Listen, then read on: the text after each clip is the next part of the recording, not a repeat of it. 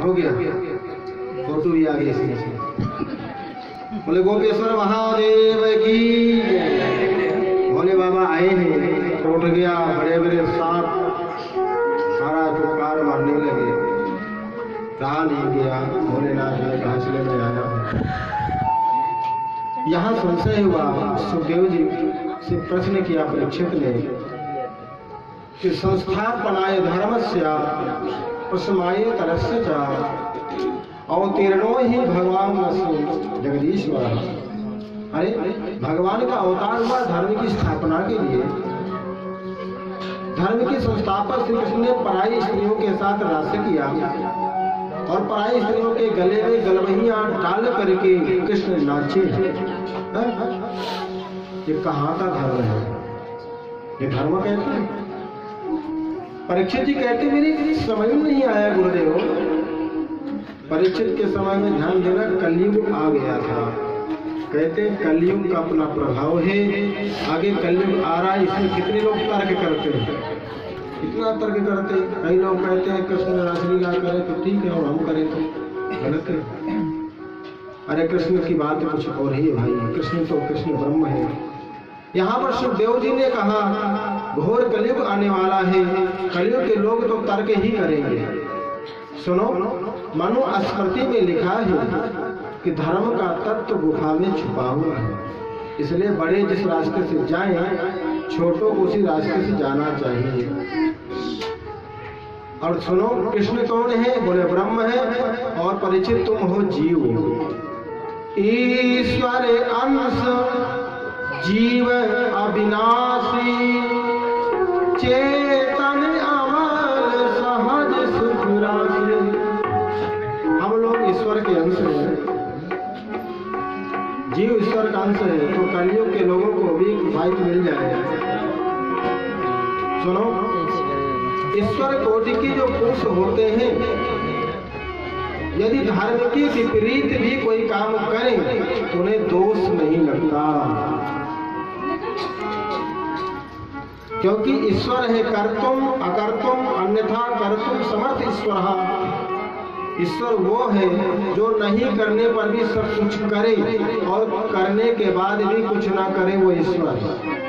दूसरी बात तुमने कहा जो ईश्वर ने किया है हम करेंगे, अक्सर लोग कहते हैं, इसका मैं विरोध करता हूँ। सुखदेव जी कहते हैं कि नए तत् समाचारे जातु मनसा पे हरीश्वर चरण मोध्या यथार्तो जो ईश्वर होता है उसका अनुकरण हमें कभी नहीं करना चाहिए। अच्छा एक बात बताओ परीक्षित, शंकर जी कौन है? तो परीक्षित जी ने कहा ईश्वर। अच्छा, तो ईश्वर ने जो किया आप कहे तो हम करेंगे? बोले हाँ। तो बोले समुद्र से हलाहल विष निकला हजारों टन और संसार को बचाने के लिए भोले बाबा पी गए, उन्हें बुखार भी नहीं आया। विस्पान करेंगे।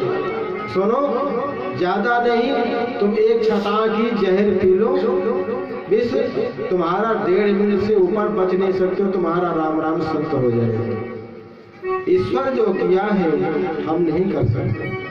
राजन ईश्वराणाम वचन सत्यम तथैवाचरितम क्वचित्। ईश्वर के वचन को मानो, ईश्वर के वचन सत्य हैं। देखो राम और कृष्ण के चरित्र में अंतर क्या है समझना।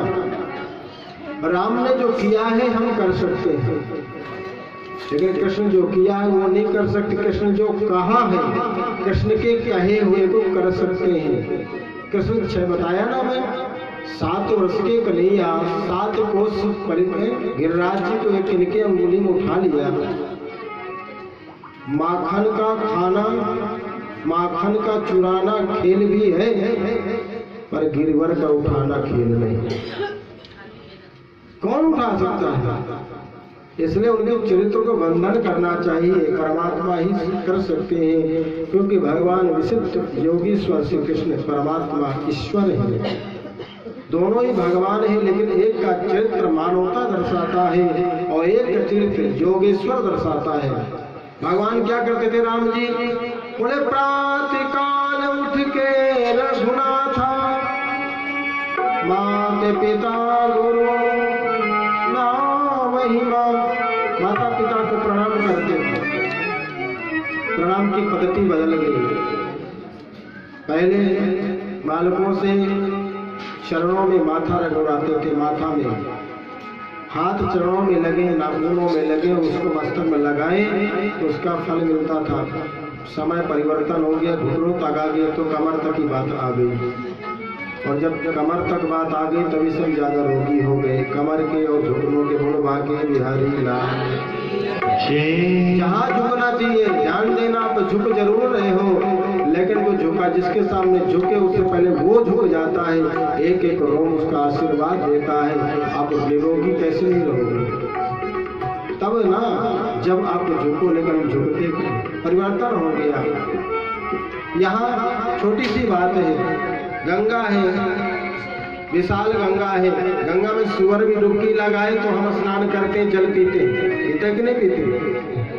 लेकिन वही गंगा जी से थोड़ा सा जल ले आए कटोरी में, हरिद्वार में है, धर्मशाला में रह रहे हैं, और कटोरी नीचे रख दिया, जल की खुली है, ताला खोलने लगे, इतने में सुअर आया, हमको मार दिया। आपने लाए थे ठाकुर जी को स्नान करने के लिए। एक बात बताओ, आप उस जल से ठाकुर जी का स्नान कराओगे? क्यों क्यों नहीं कराओगे? क्योंकि कटोरी में ये सूक्ष्म जल है, इसकी सीमा है, ये अशुद्ध हो गया। लेकिन गंगा जी में डुबकी लगा रहे हो, सुअर भी बगल में नहा रहा है, तो आप जल भी पी रहे हो और नहा भी रहे हो, क्योंकि वह अथाह है। सुरसर में जो भी जाता है हमारा शुद्ध हो जाता है, दोष नहीं लगता है। इसलिए यहाँ पर 6 महीना तक, और कौन से 6 महीना तक? ब्रह्मा जी की जो 6 महीने की रात्रि है, वो ब्रह्मा जी की रात्रि थी 6 महीने की, हमारे यहाँ की 6 महीना नहीं थी। 6 महीना तक ये रासलीला चला। विचार करो, अब 6 महीना तक किसी की स्त्री अगर घर से बाहर जाएगी तो क्या पता नहीं चलेगा? तो यहाँ कोई किसी की स्त्री नहीं थी। ये वेदों के मंत्र साथ साथ स्त्री गोपी बने हैं, ऋषि महाराज मत्स्य कन्या और दंडक बन के ऋषि, ये सब गोपी बन के आए हैं, और ये भगवान को प्राप्त करना चाहते हैं, क्योंकि आत्मा का पति कौन है? परमात्मा है। तुम सबके, आप आरती गाते हो है? तुम सबके प्राणपति। तो ये भगवान जीव और ईश्वर का मिलन है, और जीव ईश्वर के मिलन के साथ साथ कामदेव महाराज का वृंदावन बिहारी, और काम को शांत करने के लिए कामदेव बहुत फूल रहे थे, उनके भी अहंकार को चूर करने के लिए ये रासलीला किया है। तो हम भी ये रासलीला में प्रवेश किया, और महाराज आज भागवत भगवान के माध्यम से हम भगवान से मिले, रासलीला का आनंद लिया। आए ये प्रश्न महाराज बार बार करते ही सुखदेव जी से। आज सुखदेव जी से कहा कि महाराज आगे का वृतांत तो बताओ। सुखदेव जी कहते, राजन नारद जी आए हैं। नारद जी कंस के यहाँ आए, और कंस के यहाँ आकर के कहने लगे, कंस ने स्वागत सम्मान किया। बोले मैं क्या सुन रहा हूँ? वो कौन है? नंद का छोरा। और जब देखता हूँ कि तुम्हारे जो दैत्य भेजते हो मार देता है। बोले हाँ ऋषिवर, मैं जिसे चुन चुन करके भेजता हूँ पर वो मर के आ जाता है। बोले मैं कुछ नहीं जानता हूँ, सुनो तुम्हारे यहाँ शिव जी ने धनुष दिया था? बोले हाँ दिया था। बोले धनुष एक करो और सबको निमंत्रण भेजो आस पास में गाँव में, और किसी बहाने से कृष्ण और बलराम को ले आओ और धोखे से उनका काम तमाम करो। कंस ने कहा ऋषिवर आपका आशीर्वाद होगा। बोले मैं नहीं जानता हूँ, परसों में यही सुनो और कुछ नहीं सुनना चाहिए। मेरे देवर्षि नारद जी वहाँ श्री धाम वृंदावन में आए हैं। बलराम कृष्ण गौ चराते हुए आ रहे थे, प्रणाम किया। प्रणाम करने के बाद पूछा भगवान ने कि कहाँ से आगमन हो रहा है? बोले भगवान ये खेल कब तक खेलते रहोगे? ये माखन चोरी लीला बंद करो, रासलीला बंद करो, ये दुष्टों को कब समाप्त करोगे? बहुत अत्याचार कर रहा है। मैं नहीं जानता हूँ प्रभु। मैं परसों ये सुनो अपने कानों से कि कन्हैया ने कंस का काम तमाम कर दिया। भगवान कहते वहां कौन सी तारीफ दे करके आए हो? वहां भी परसों, यहाँ भी परसों। नारद जी कहते प्रभु आपको तो पता है मेरी तो यही लीला है जिसमें जीव का कल्याण हो, जगत का कल्याण हो, वो मैं करता हूँ। महाराज धनुष यज्ञ प्रारंभ हुआ। अक्रूर को बुलाया है, जाओ कृष्ण बलराम को लेकर के आओ। अक्रूर जी महाराज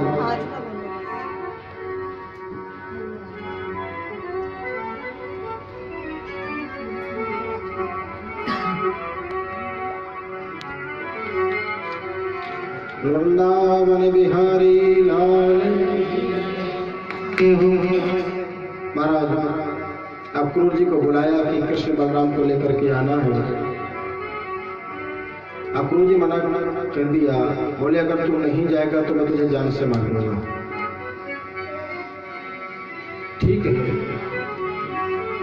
अक्रूर जी महाराज रथ सजाए गए, अक्रूर जी आए हैं। अक्रूर जी का मन नहीं था लेकिन फिर भी आए। काफी समय लग गया आने में। रास्ते में घोड़े घास चल रहे हैं, जल पी रहे हैं, मस्त हैं। लीला भाव मन में आ रहा है, आज मैं अपने कन्हैया से मिलूंगा। वो एक काका कह के पुकारेंगे, दौड़ के आएंगे, मैं हृदय से लगा लूंगा। आज मैं यशोदा से मिलूंगा, आनंद बाबा से मिलूंगा। शाम के पहुंचे हैं, यशोदा सम्मान किया, आनंद बाबा ने बड़ा स्वागत है। थोड़ी देर में खबर पहुंच गई सारे गोपी महाराज ब्रज में, वृंदावन में एक परदेशी आया है, रथ आया है। सुनने में आया है कि कन्हैया के को लेने आए हैं बलराम। रात्रि में बहुत वार्ता हुई नंद बाबा से, यशोदा माँ से। यशोदा माँ ने कहा नहीं मैं कन्हैया को कहीं नहीं जाने दूंगी। नंद बाबा ने कहा कब तक नहीं जाने दूंगी देवी, तो बड़े हो गए हैं, अब कहीं उत्सव होगा, अच्छी बात नहीं है, जाना चाहिए। सुनो चिंता मत करो, कंस से डरो मत, मैं भी ग्वालों को ब्रजवासियों को लेके जा रहा हूँ। रात में हम चले जाएंगे और हम सुबह वहीं मथुरा में मिलेंगे। कल रथ से बलराम कृष्ण आ जाएंगे। लेकिन माँ कहती मेरा मन नहीं मान रहा, मैं तो नहीं भेजूंगी। आज कन्हैया का मन नहीं लग रहा, माँ ने आज कुछ खाया नहीं। कन्हैया पास में पहुंचे हैं, माँ कुछ तो खा ले, तू नहीं खाएगी तो मैं कैसे खाऊंगा। कन्हैया खिलाया माँ को, माँ ने कन्हैया को खिलाया है। रात भर माँ रोती रही। इधर बाबा आनंद तो चले गए रात्रि में। सुबह हुई है, रथ सजाया गया, कृष्ण बलराम को लेकर के चले तो देखा कि हजारों गोपियां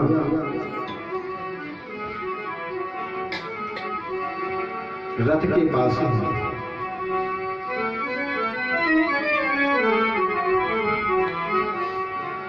माँ रो रही है। कन्हैया आए हैं, माँ के आंसू पोंछा। माँ तो रो मत।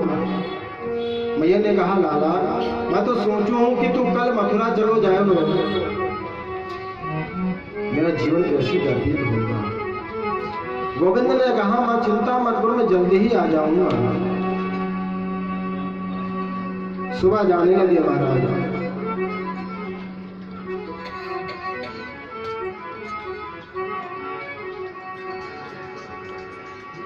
और प्रातः जब उठ के चले हैं, हजारों गोपियों ने घेर रखा है। अक्रूर से कहा गोपियों ने क्रूर तो अक्रूर बनकर के आया है, विधाता इस अक्रूर को क्यों भेजा? लग रहा विधाता ही अक्रूर बन गया हमारे लिए। हमारे प्राण धन को मत ले जाओ। अहो विधाता न क्वचिद दया, संयोज मैत्रा प्रणेन देहिना, ताश्चाकृतार्थं विनयन्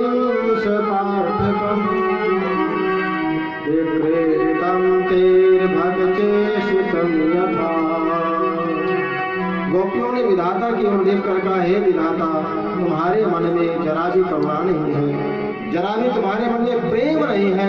तुम पहले तो जीव में प्रेम जगाते हो और जब प्रेम जाग जाए तो तुम विछोह भी करा देते हो।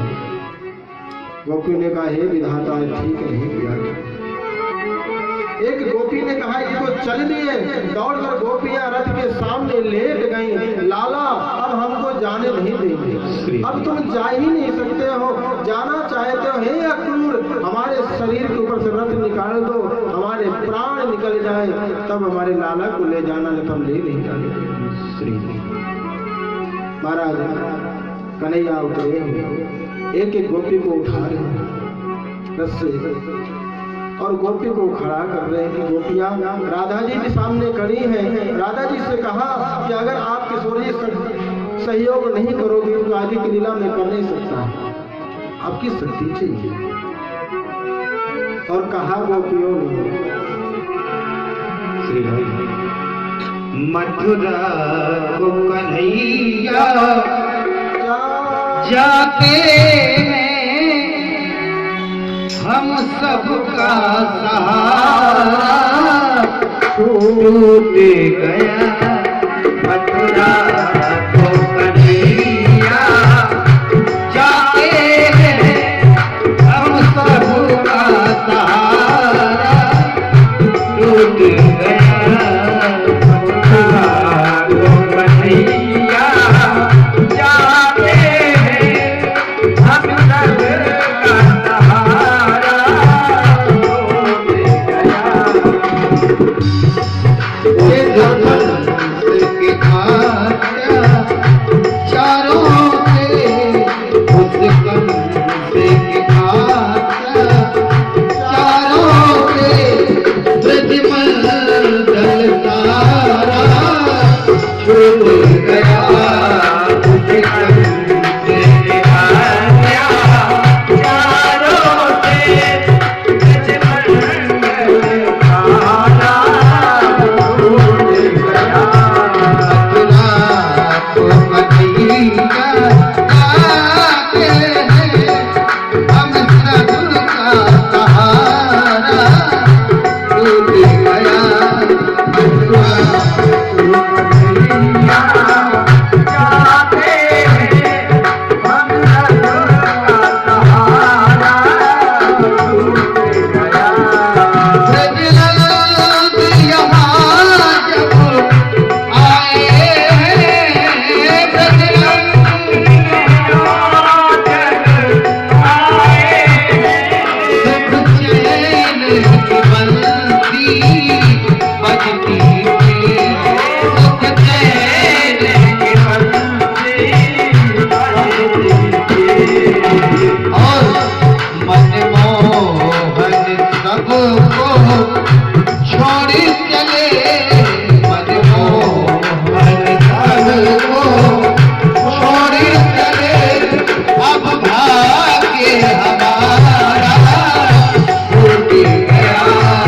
मनमोहन सबको छोड़ चले, अब भाग्य हमारा टूट गया। मथुरा को कन्हैया जाते हैं, हम सबका सहारा टूट गया। मथुरा को कन्हैया जाते हैं, हम सबका सहारा टूट गया। घटना करी कुंज बिहारी ने, घटना करी कुंज बिहारी ने, घटना करी कुंज बिहारी ने, घटना करी कुंज बिहारी ने। ब्रज की विपदाएं आई हैं, ब्रज की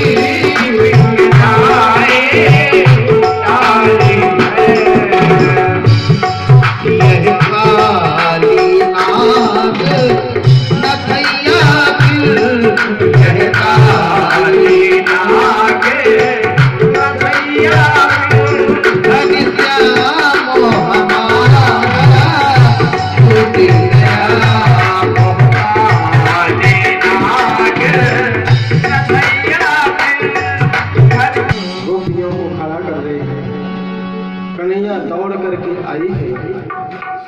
कन्हैया ऐसे कहते कि धड़ाम से नीचे गिरे।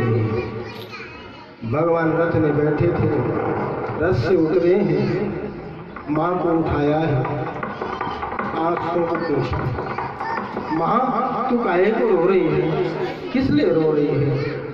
कन्हैया ने कहा, कन्हैया से माँ ने कहा, कन्हैया आज मुझे पता चला है कि तू मेरा पुत्र नहीं है,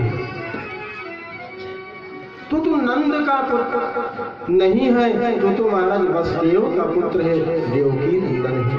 आज मेरी कन्हैया एक ग्वालिनी की प्रार्थना है, क्या?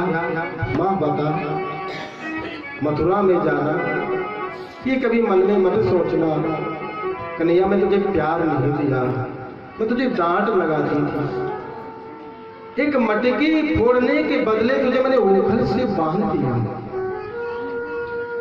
क्षमा कर दे। भगवान रोने लगे, हृदय से लगा लिया माँ तू चिंता मत कर, मैं परसों आ ही आऊंगा। कौन कहता नहीं, मैं बाबा नंद का पुत्र हूँ, मेरी माँ यशोदा है।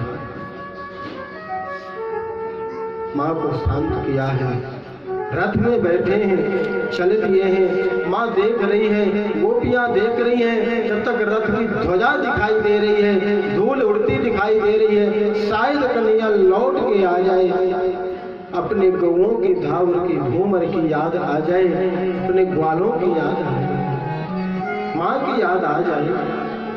धूल दिखने बंद हो गई, ध्वजा दिखना बंद हो गया, सब ब्रजवासी लग रहे हैं आज क्या हो गया, हमारा सर्वस्व चला गया, वहीं बैठे रहे शाम तक।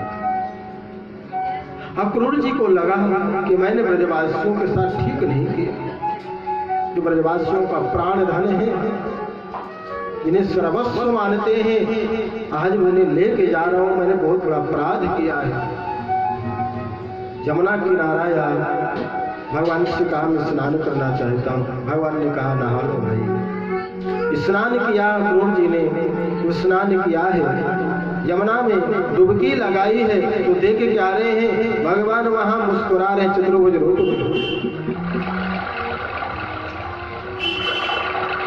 बोले कृष्ण का स्वरूप है। फिर देखते हैं तो कन्हैया मुस्कुरा रहे, रथ में बाहर निकल के फिर डुबकी लगाते देखते हैं, यानी भगवान ने कह दिया अक्रूर चिंता मत करो, एक कंस मेरा कुछ कर नहीं सकता, दुखी मत हो। दूसरा भाव है अक्रूर जी, ये जो मेरा बाल रूप है ब्रज में ही रहेगा, बाल रूप ब्रज से बाहर कहीं जा ही नहीं सकता, गोपियों को छोड़ करके यहाँ से तो मेरा दूसरा रूप प्रारंभ हो रहा है।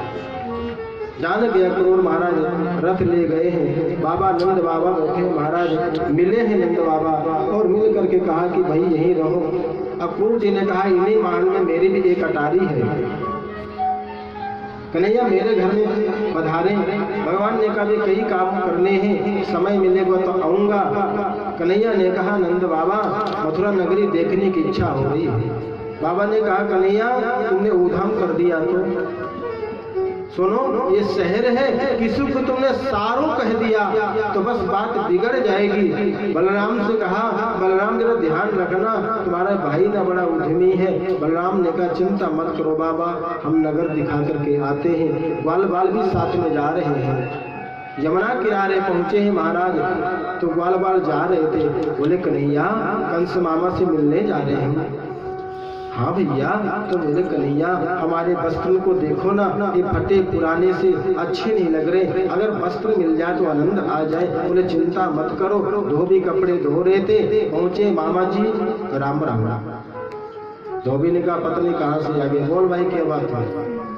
बोले सुनो हमारे कंस मामा हैं, उनके भांजे हैं, हम अपने मामा से मिलने के लिए आए हैं। ये हमारी सखा हैं, सखाओं के कपड़े ठीक नहीं है, एक काम करो ये कपड़े दे दो, हमारे सखा पहने ले, और जब मामा से मिल के आएंगे तो कपड़े आपको दे देंगे।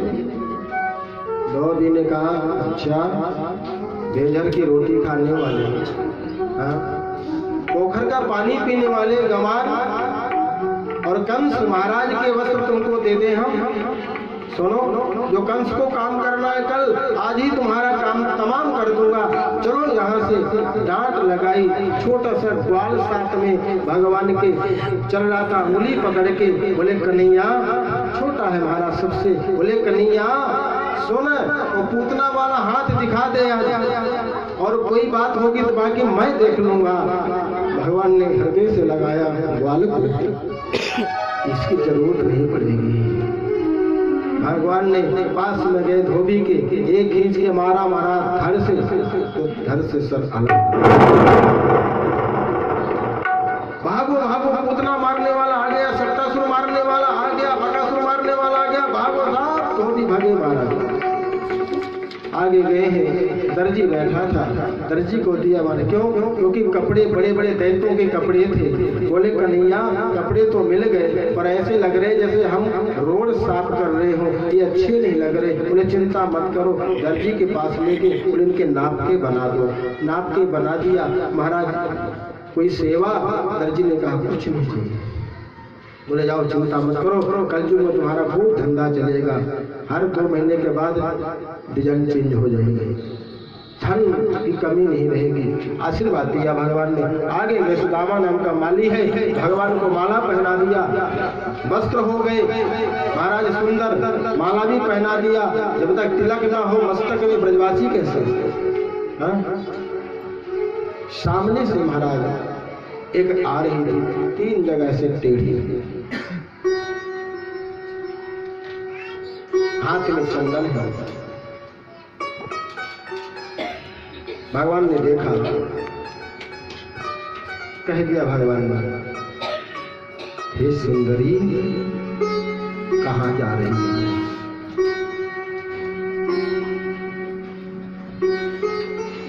कुब्जा की तो मन में ये भाव के लड्डू फूटने लगे, एक एक रोम नाचने लगा। बड़े भाव से भगवान को देखा। आज तक कोई मुझे देखा नहीं, कोई देखना पसंद नहीं करता। मैं कुरूप हूँ, 3 जगह से टेढ़ी हूँ, आज मुझे सुंदरी कह रही है। भगवान बहुत सुंदर। जब सुंदरी शब्द कहा, परिचय बताया। का तुम बरोगे तुतर्हानुलेपनम कस्यांगने वा कथयस्व साधुनः देहार्वयोरंग विलोपमुत्तमम् श्रेयस्तरस्तेन चिरात् भविष्यति। देवी आप कौन है? सुनो, एक कटोरी में क्या लेके जा रही है? हमें बुरा न लगा हो, हमने आपसे पूछ लिया है तो अपना परिचय बताओ। और सुनो, देवी ने कहा कि चंदन है, मन में रसगुल्ले फूट रहे नहीं। साड़ी का पल्लू होता है ना, उस पल्लू को मुख में ले आई और मुंह छिपा करके हंसने लगी। मेरे गोविंद उस घूंघट को हटा करके